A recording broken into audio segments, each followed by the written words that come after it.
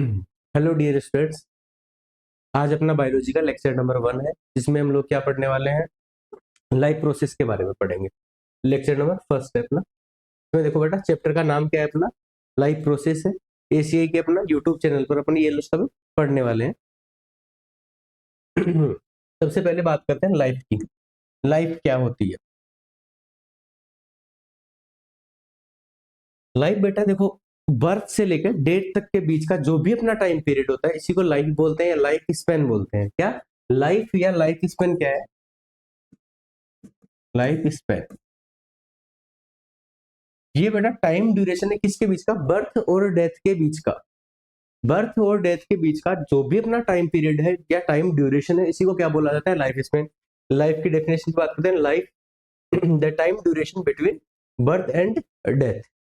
Birth और death के बीच के टाइम ड्यूरेशन को क्या बोलते हैं? लाइफ बोलते हैं। ठीक है। अब बेटा लाइफ के अंदर जो भी अपन प्रोसेस कर रहे हैं, जो इसेंशियल प्रोसेस या इसेंशियल एक्टिविटीज अपनी है, इन्हीं सबको क्या बोला जाता है? लाइफ प्रोसेस बोलते हैं। एसेंशियल एक्टिविटीज से मीनिंग क्या है कि बेटा लिविंग ऑर्गेनिज्म को, ऐसी एक्टिविटीज जो लिविंग ऑर्गेनिज्म को लिविंग बनाए रखने में हेल्प करती है। लिविंग ऑर्गेनिज्म को लिविंग बनाए रखने के लिए कौन सी ऐसी एक्टिविटीज है जो सबसे ज्यादा हेल्पफुल होती है? सबसे फर्स्ट डाइजेशन या nutrition, second respiration, third circulation और फोर्थ एक्सक्रेशन। कौन कौन सी चार प्रोसेस है? न्यूट्रिशन या डाइजेशन, रेस्पिरेशन, सर्कुलेशन और एक्सक्रेशन। क्लियर?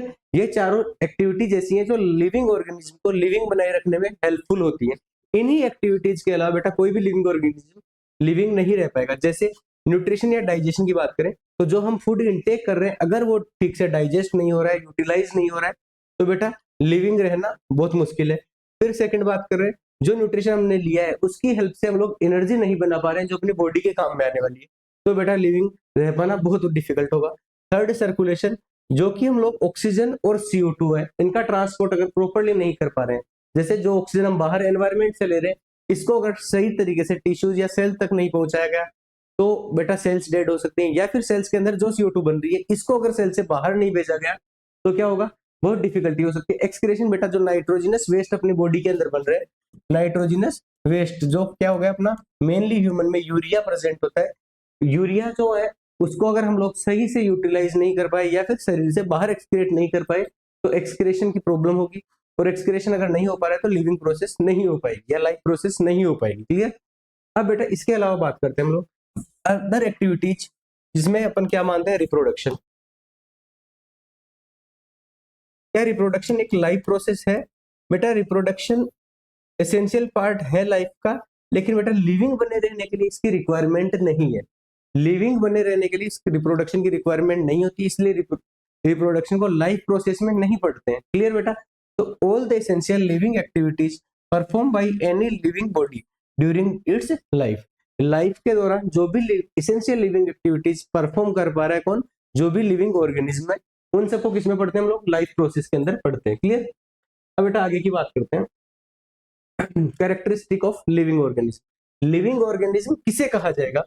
बेटा ऐसा कोई भी ऑर्गेनिज्म जो या तो मूवमेंट शो कर रहा हो, या लोकोमोशन शो कर रहा हो, या फिर दोनों की दोनों प्रोसेस शो कर रहा हो। मूवमेंट से क्या मतलब है? बेटा अपनी जगह पर खड़े होकर एक जगह पर ही हिलना। जैसे अपन हाथ को हिला पा रहे हैं, अपने लेग्स को हिला पा रहे हैं, तो ये सब क्या हो गई बेटा? मूवमेंट्स हो गई अपनी। लोकोमोशन क्या होता है? एक जगह से दूसरी जगह पर मूव करके जाना, मीन्स आदमी का प्लेस चेंज होना। एनिमल्स के बिहाफ से ये कर सकते हैं हम लोग। और या फिर दोनों की दोनों प्रोसेस शो करें, तो इनको क्या बोल रहे हैं? Movement and locomotion. अब बेटा प्लांट्स क्या करते हैं? लिविंग ऑर्गेनिज्म है, लेकिन लोकोमोशन तो नहीं शो कर पाते हैं, लेकिन क्या कर रहे हैं? मूवमेंट शो कर रहे हैं। क्लियर? इसके अलावा जो perform all the living activities like digestion, respiration, circulation और एक्सक्रेशन, ये चारों जो लिविंग एक्टिविटीज है, इनको परफॉर्म करना होना चाहिए, तभी ऑर्गेनिज्म को क्या बोलेंगे? लिविंग ऑर्गेनिज्म बोलेंगे। किसी भी स्टिमुली के लिए रिस्पॉन्स देना चाहिए। स्टिमुली क्या होती है बेटा?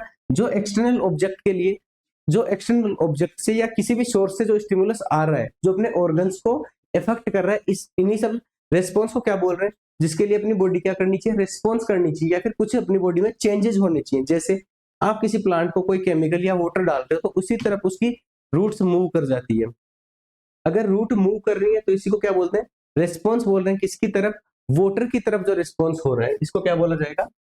रिस्पॉन्स। स्टिमुली क्या हो गया? वाटर हो गया, और रिस्पॉन्स क्या हो गया? रूट्स का मूव करना हो गया। ठीक है? जैसे इसके लिए दूसरा एग्जांपल की बात करें अपन, जैसे कोई प्लांट है, वो सनलाइट की तरफ मूव होता है, तो मूव होना, सनलाइट की तरफ मूवमेंट दिखाना, उसका क्या हो रहा है एक रिस्पॉन्स है, किसके लिए? स्टिमुली की तरह एक्ट कौन कर रही है? सनलाइट एक्ट कर रही है। क्लियर?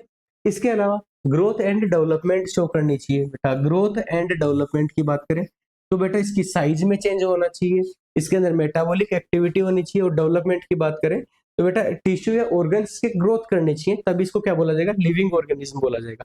फिर बेटा ये अपने जैसे किसी यंग वन को जन्म दे या बर्थ करे, अपने जैसे न्यू बॉर्न को बेटा प्रोड्यूस करने की एबिलिटी इसके अंदर होनी चाहिए, मींस रिप्रोडक्शन की एबिलिटी होनी चाहिए लिविंग ऑर्गेनिज्म के अंदर। क्लियर? हमने कौन कौन से कैरेक्टरिस्टिक पढ़े हैं?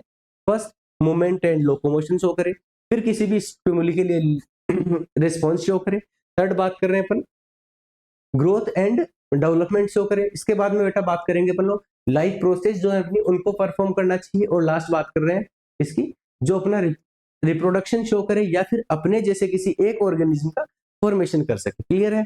ये बेटा सेक्सुअल रिप्रोडक्शन भी हो सकता है, एसेक्सुअल रिप्रोडक्शन भी हो सकता है। क्लियर है? किसी भी तरीके से करना चाहिए, लेकिन अपने जैसे न्यू बॉर्न का फॉर्मेशन कर सके। क्लियर है? तो बेटा ऑर्गेनिज्म कैसा होगा? लिविंग ऑर्गेनिज्म होगा। नेक्स्ट बात करते हैं मूवमेंट और लोकोमोशन में डिफरेंस की। Performing action without changing their position. बेटा मूवमेंट में क्या हो रहा है? पोजीशन में चेंज नहीं आ रहा है, अपनी जिस जगह पर प्रेजेंट है उसी जगह पर प्रेजेंट रहना चाहिए। जैसे मैं एक मूवमेंट शो कर रहा हूं अभी, ये मेरे जो हाथ हिल रहे हैं ये क्या कर रहे हैं? मूवमेंट शो कर रहे हैं। मैं लोकोमोशन अभी शो नहीं कर रहा हूँ। लोकोमोशन कहाँ शो होगा? जब मैं यहाँ से चलकर यहाँ तक जा रहा हूँ, मेरी पोजिशन चेंज हो रही है, तो इसको क्या बोलेंगे? लोकोमोशन बोलेंगे। बेटा ये आपको डायग्राम दिखाया गया, ये जो हैंड्स की इसकी मूवमेंट है ये क्या शो कर रही है? मूवमेंट बता रही है। और बेटा ये ए पॉइंट से बी पॉइंट तक मूव करके जा रहा है, मींस इसका प्लेस चेंज हो रहा है, तो इसको क्या बोलेंगे? लोकोमोशन बोलेंगे। क्लियर है? तो बेटा लोकोमोशन में क्या हो रहा है? पोजीशन चेंज होती है, जबकि मूवमेंट में क्या होती है? पोजीशन फिक्स होती है, उसके पार्ट्स मूव करते हैं। क्लियर? फिर आगे बात करते हैं कुछ मेटाबॉलिक रिएक्शंस की। मेटाबॉलिक रिएक्शन की स्टडी से पहले मैं आपको कुछ चीजें और एक्सप्लेन कर दूं।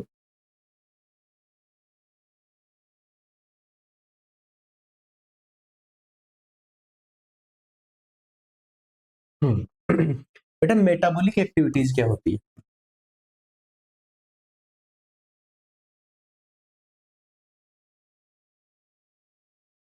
मेटाबॉलिक एक्टिविटी बेटा अपने शरीर में जो भी केमिकल रिएक्शन होती है, कौन सी? Chemical and physical reaction. Physical reaction complete body के अंदर होने वाली केमिकल एंड फिजिकल रिएक्शन का सम क्या होता है? Metabolic reaction. अब बेटा ये मेटाबॉलिक रिएक्शन किस टाइप से हो रही है, इसी के बेसिस पे दो इनके क्लासिफिकेशन है। एक होती है कैटाबॉलिक रिएक्शन,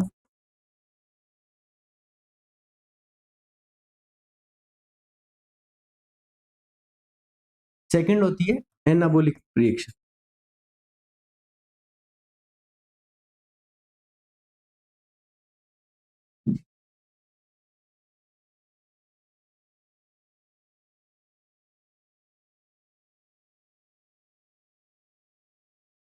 कैटाबॉलिक और एनाबॉलिक प्रोसेस।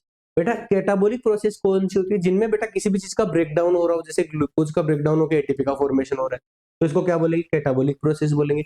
एनाबॉलिक प्रोसेस बेटा जिसमें किसी भी चीज का फॉर्मेशन हो रहा है या फॉर्मेटिंग रिएक्शन कहाँ आती है? एनाबॉलिक रिएक्शन में। जैसे बेटा सनलाइट के प्रेजेंस में क्या हो रहा है? CO2 और H2O मिलकर ग्लूकोज का फॉर्मेशन कर रहे हैं, कहाँ? क्लोरोप्लास्ट में। तो क्लोरोप्लास्ट में जो ग्लूकोज का फॉर्मेशन हो रहा है वो क्या है? एक एनाबॉलिक एक्टिविटीज है। क्लियर? तो बेटा शरीर के अंदर जितनी भी फिजिकल और केमिकल रिएक्शंस जो हो रही है इनको क्या बोलेंगे? Metabolic process. मेटाबॉलिक प्रोसेस के दो टाइप हैं, कौन कौन से? कैटाबॉलिक और एनाबॉलिक प्रोसेस। कैटाबॉलिक प्रोसेस कौन सी होगी? जो कट डाउन वाली प्रोसेस या ब्रेक डाउन की प्रोसेस है, इनको क्या बोलते हैं? Catabolic reactions. एनाबॉलिक प्रोसेस कौन सी होती है? जिनमें बेटा फॉर्मेशन की प्रोसेस होती है, जैसे ग्लूकोज का फॉर्मेशन हो गया। क्लियर? इन सबको क्या बोलेंगे? Anabolic reactions. क्लियर? अब बेटा थोड़ा सा इसको रीड कर लेते हैं। Metabolic activities the sum total of all the physical and chemical reactions, physical and chemical reaction taking place in any living body। किसी भी लिविंग ऑर्गेनिज्म या किसी भी लिविंग बॉडी के अंदर जो ये फिजिकल और केमिकल चेंजेस हो रहे हैं या फिजिकल और केमिकल रिएक्शंस हो रही है, इन्हीं सबको क्या बोलते हैं? मेटाबॉलिक एक्टिविटीज बोलते हैं। मेटाबॉलिक एक्टिविटी बेटा दो चीज को इंक्लूड करती है। किस किस को इंक्लूड कर रही है?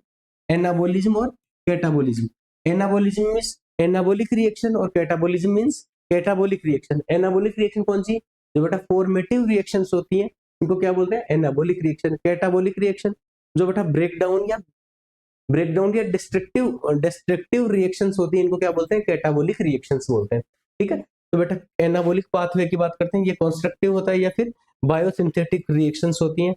और दूसरी कैटाबॉलिक रिएक्शन जो कि डिस्ट्रक्टिव रिएक्शन होती है, ब्रेकडाउन की रिएक्शंस होती हैं। क्लियर, एनाबॉलिक और कैटाबॉलिक दो टाइप की रिएक्शन किसके अंदर इंक्लूड होती है, मेटाबॉलिक रिएक्शन में।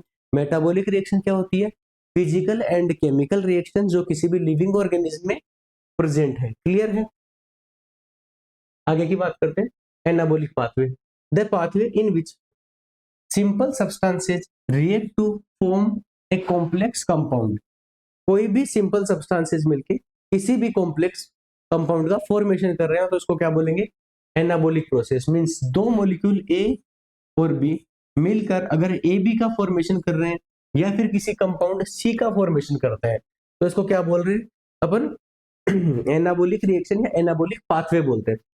ए और बी को क्या माना गया है, सिंपल सब्सटेंस माना गया है, और ए बी या फिर सी को क्या बोलते हैं, कॉम्प्लेक्स सब्सटेंसेस जो कि फॉर्मेशन होने वाला नया सब्सटेंसेस है। ठीक है, अब बेटा एग्जांपल की बात करते हैं तो फोटोसिंथेसिस की जो प्रोसेस है कंप्लीटली कैसी है, एक एनाबॉलिक प्रोसेस है। फोटोसिंथेसिस में क्या होता है, इनऑर्गेनिक सब्सटेंसेस यूज होते हैं। इनऑर्गेनिक सब्सटेंसेस मींस CO2 और H2O यूज होते हैं, किसकी प्रेजेंस में, सनलाइट की प्रेजेंस में होते हैं। और कहाँ, क्लोरोप्लास्ट में होते हैं।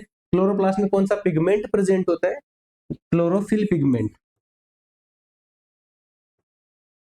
क्लोरोफिल पिगमेंट की प्रेजेंस के अंदर क्या होता है, जो ग्लूकोज का फॉर्मेशन हो रहा है इसको कौन सी प्रोसेस माना गया है, एक एनाबॉलिक प्रोसेस माना गया है। क्लियर है, जो कि किसका टाइप है, मेटाबॉलिक रिएक्शंस का एक टाइप है।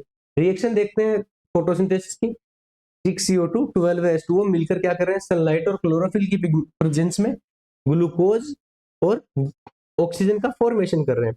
अब बेटा यहाँ पर देखो एक रिएक्शन में हम लोग देखते हैं यहाँ पर 12H2O यूज लिए जा रहे हैं और 6H2O वापस से रिलीज हो रहे हैं। तो बेटा ये ऐसे तो है नहीं कि किसी को अच्छा लग गया और अच्छा बनाने के चक्कर में इसको कर दिया, नहीं बिल्कुल नहीं होता है। ये बनाए जाते हैं इसके लिए ताकि जो रिएक्शन है इसको बैलेंस किया जा सके प्रॉपर्ली। बैलेंस तो बेटा 6H2O के साथ भी हो जाएगा अगर ये केमिकल रिएक्शन हो तो, लेकिन बेटा ये लिविंग प्रोसेस की एक रिएक्शन है। तो बेटा यहाँ पर जो ये ऑक्सीजन मॉलिक्यूल है, ये जो ऑक्सीजन मॉलिक्यूल है ये रिलीज होते हैं बेटा हमेशा वाटर मॉलिक्यूल से। तो जो लास्ट में अपने को 6 ऑक्सीजन के मॉलिक्यूल्स मिल रहे हैं ये कहाँ से आ रहे हैं, वाटर मॉलिक्यूल्स से आ रहे हैं। क्लियर है, बाकी यहाँ के जो CO2 है ये कार्बन डाइऑक्साइड है बेटा, इसके जो 6 कार्बन है ये ग्लूकोज का फॉर्मेशन कर रहे हैं। ये जो 12H2 24H2 यहाँ पर है, इनमें से 6H2 कहाँ यूज आ रहे हैं, 24H2 में से 12 बेटा कार्बन सॉरी ग्लूकोज के फॉर्मेशन में काम में आते हैं, बाकी 12H2 वाटर के फॉर्मेशन में काम में आ जाते हैं। ये जो ऑक्सीजन है 12 मॉलिक्यूल, इसमें से बेटा 6 मॉलिक्यूल आते हैं ग्लूकोज के फॉर्मेशन में काम में और बाकी 6 मॉलिक्यूल्स H2O के फॉर्मेशन में काम में आते हैं। तो बेटा इस तरीके से बैलेंस रिएक्शन को शो करने के लिए प्रॉपर रिएक्शन हमें लिखनी होती है एग्जामिनेशन में। क्लियर, इसके बाद में आगे की बात करते हैं बेटा, आगे तो पढ़ेंगे हम नेक्स्ट लेक्चर में। इससे पहले मैं आपको कुछ इंपॉर्टेंट इन्फॉर्मेशन दे दूं। अपना एक एप्लीकेशन है अपना कैरियर इंस्टीट्यूट के नाम से, आपको प्ले स्टोर पर मिल जाएगा। बेटा यहाँ पर हम लोग क्या कर रहे हैं, आपको ये जो चैप्टर्स करवाए जा रहे हैं इन्हीं में हम लोग क्या, जैसे आज की क्लास के बाद में कुछ DPPs अपलोड कर दी जाएंगी और वीकली आपके माइनर टेस्ट भी कंडक्ट करवाए जाएंगे। तो ये सब आपको कहाँ मिलेगा, एक नॉमिनल सी प्राइस के साथ में अपना कैरियर इंस्टीट्यूट एप्लीकेशन पर मिलेगा। इसके अलावा बेटा आप लोग क्या एक्सप्लोर कर सकते हो, आपके लिए एक ये ACI साइंस और ACI एग्री, ये 2 और यूट्यूब चैनल है जिन पर भी सेम इसी तरीके से फ्री लाइव क्लासेस अवेलेबल करवाई जाती हैं। तो आप बेटा इनको भी एक्सप्लोर कर सकते हो। धन्यवाद आज के लिए, फिर बाकी बेटा नेक्स्ट क्लास में मिलते हैं नेक्स्ट टॉपिक के साथ।